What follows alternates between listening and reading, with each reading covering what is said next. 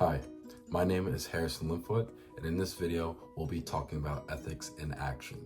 Now, in the counseling field, ethics is involved in every step. So for this video, we're going to be looking at a few cases like multiple relationships. We'll be talking about gift giving, and we'll also be talking about therapist disclosure. Now, for the first part of this video, we're going to be looking at multiple relationships and how they interact in the counseling world. Now, with multiple relationships, there's many forms. There's sexual, there is social, and there's also professional or business. For the sexual relationships, that can be either from the counselor or the client engaging in sexual activity. That could be advancements, asking for dating, or other examples of that. Next, there is the social multiple relationship can be following on social media, the client asking the therapist to follow on social media, Instagram, Twitter, etc. And social can also involve a client asking a therapist to go out, go to the movies, hang out with their friends, something that involves being outside the counseling relationship. And lastly, there's the business aspect of multiple relationships. This can be, for example, as simple as a client asking a therapist for Girl Scout cookies, to buy their daughter's Girl Scout cookies, or this can be as complicated and large as a client asking a therapist to rent office space, to ask for a loan, other things like this. Okay. In some of these cases, there are more ethical than others. For the sexual relationship, it is generally regarded to be unethical to engage in a sexual relationship with a current client. It is also regarded unethical to engage in a sexual relationship with former clients. If you do, you need to wait at least 5 years before you can engage in a sexual relationship with that client. It is, in my personal opinion, still a hot debate, and I argue that it is unethical to engage in a sexual relationship with any former client, as this attraction would occur in a counseling relationship where the power dynamic for the client leaves them vulnerable. And with the attraction occurring during that, it is shown to be unethical and wrong. Next, we'll be looking at social media. In most of these cases, it's considered ethical to follow whatever's best for the client. Personally, I would leave the social media and everything okay, as long as your account is professional and not too inappropriate. If there are too much about your personal life on there, I would then say don't let your clients follow you on social media. And I would also say don't engage in social activities with your clients. That would invite a power dynamic where it can be taken advantage of. Either the client taking advantage of the counselor, but more likely the counselor taking advantage of the client, using that relationship to take advantage of the counseling relationship. Lastly, with the business case, I would say not to engage in majority, if any.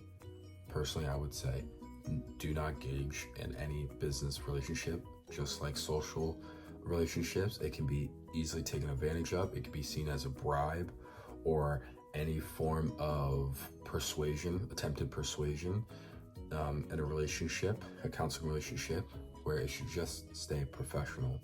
Don't engage in any business, or that can be used to take advantage of the counselor or the client. As stated before, a lot of these cases follow the guideline of doing what's best for the client. And what's best for the client is protecting their rights, their privacy, and doing what's ultimately best for them. In most of these cases, I would hope that you do not get involved in any of them. However, the best way to deal with these is prevention. So this would be written in your informed consent This would be showing that you would not be engaging in gift giving, you would not be engaging in any sexual relationships or social. However, if you are unfortunate enough to be involved in one of these scenarios, I would recommend referring the client back to the informed consent they assigned, the plan sheet, and showing them the rules about a sexual relationship, social relationships, or business relationships, and going over that with them. Going over that with them and just showing them the rules again. I would also recommend doing this in a polite way, declining them in a polite way where they still feel respected and still have that safe space for them. And lastly, after the session or after the clarification with the client, I would recommend talking to your supervisor and getting another form of written identification about it, some written form of tracking and record of the scenario, getting tips, and just going with a colleague and explaining and going over possible plans of action to address this further on and with other clients, so to make sure there's no other opportunities of being misunderstood and having this pop up again. The next type of case I'm going to be discussing is gift giving and how that is involved in counseling and the ethics involved with gift giving. Now, there's multiple forms of gift giving. It can involve personally made gifts from the client giving it to the counselor. Now, these personally made gifts can be as simple as pottery, even a card, something sentimental. The next kind of example would be expensive gift giving from the client to the counselor. This can be buying jewelry, buying electronics, clothes, any form of gift that is expensive, probably over $10, I would say you would want to stay away from. And lastly, the last example I want to give is a therapist offering the client a gift, which should not be encouraged. Now, the first example I want to discuss is personally made gifts from the client given to the therapist. As previously discussed, and I'll probably say it again a bunch of times, the general principle for the decision making in these cases is what's the best for the client. With personal made gifts, I would say it is ethical to accept some of these gifts as long as they benefit the client and is appropriate to the counseling relationship. So this can involve pottery making a cup, or just something simple and small that will benefit their progress in developing as a person and to help solve their own problems. If you do not feel comfortable, I would refer back to the guidelines and just politely decline their gift. The next example I want to talk about is expensive gifts from the client to the counselor. Typically, I would say it is unethical to accept these gifts as the therapist from the client.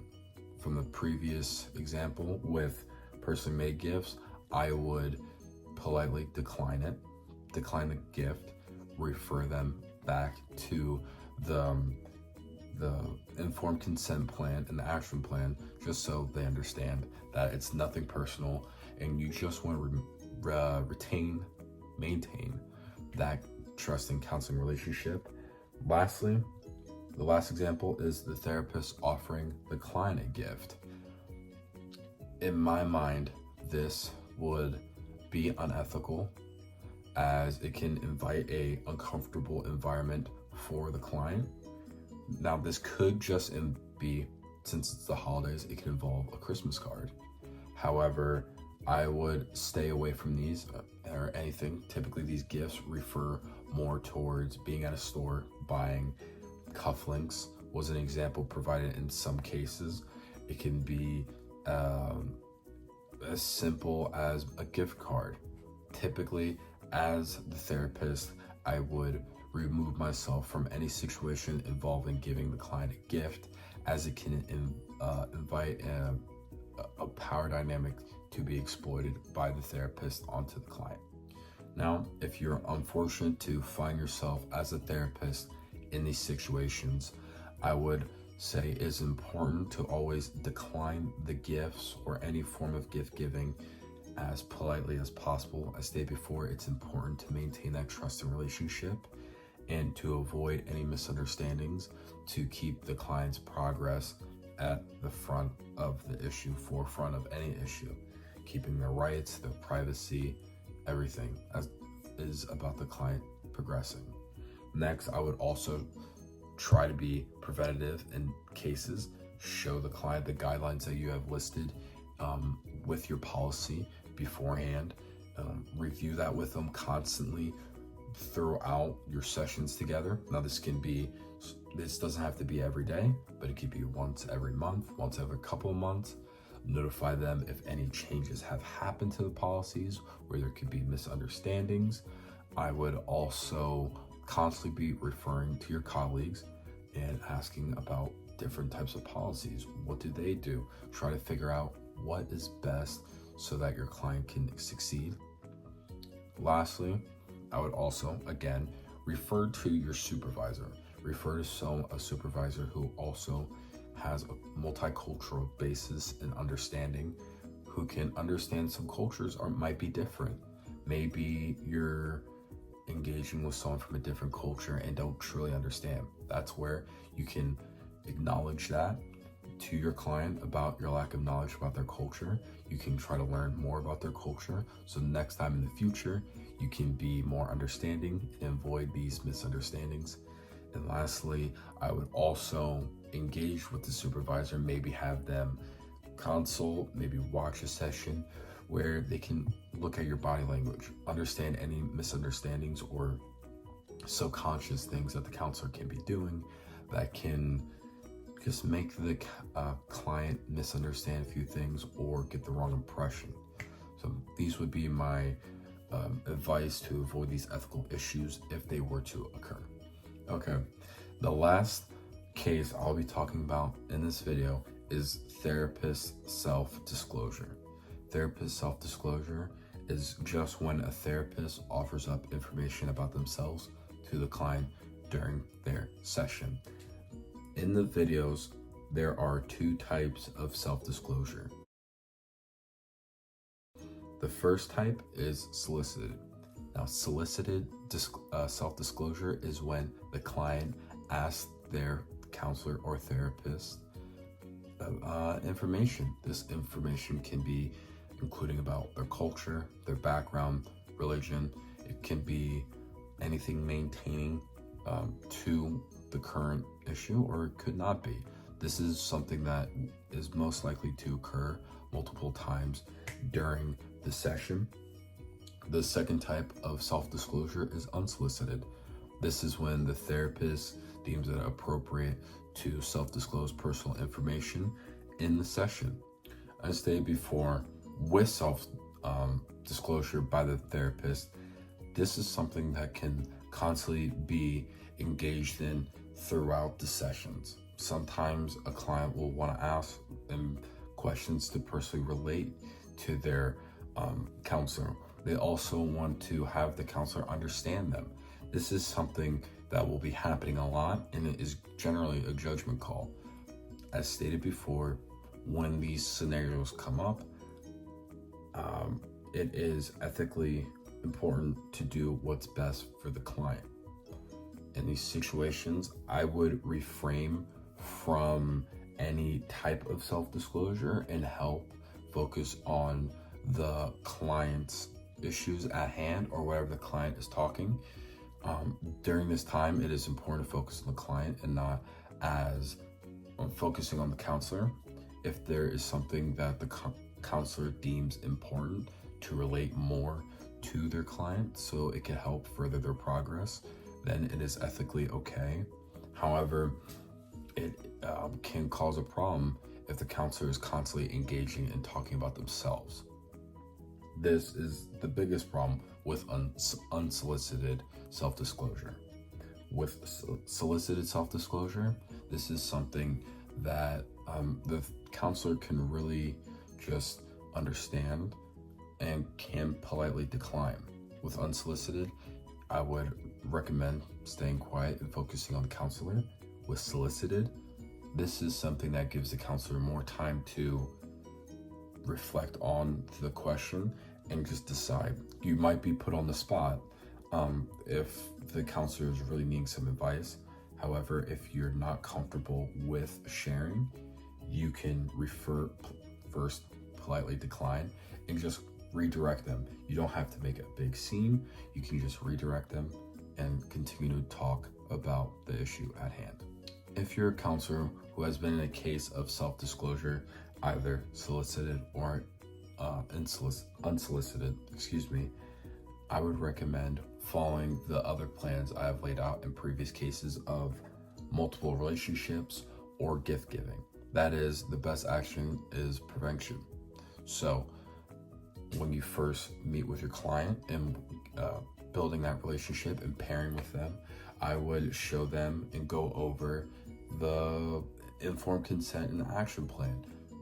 Talk about self-disclosure if that's a problem you find yourself engaging in a lot.